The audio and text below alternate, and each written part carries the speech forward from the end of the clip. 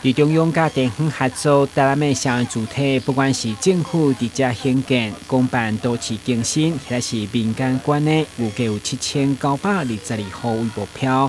其中由市府家己兴办，伫东区小东路的社会主体算是第一座，到时总有379户。律师议员陈一丁对了关心兴建的事情，嘛针对民众询问到相关的申请资格甲租金规划，要求都法局率先表态。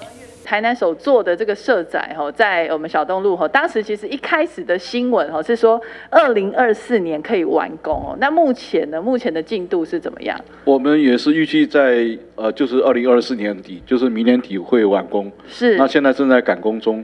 那之前是因为有碰到这个挖到遗址，所以有稍微停工一下。不过目前已经赶上进度了。是因为有一些资料显示，其实是说可能要2025啦，所以应该2024年。2025是正式入住。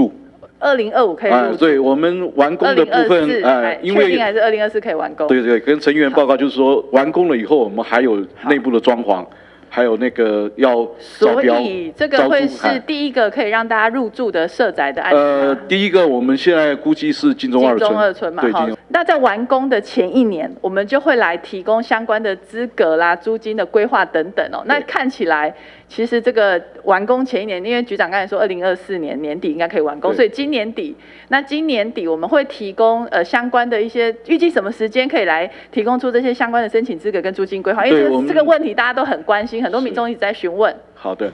那个我们有一个物业的总顾问标已经标出去了，我们现在是希望说在那个里面把我们所有招租需要的申请资格，包括入住的租金打折的层数，还有就是怎么样去分配一些入住资格。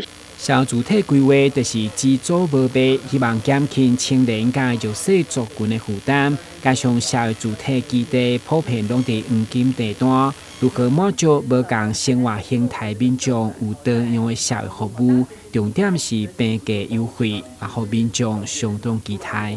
台南新闻管制林英根采访报道。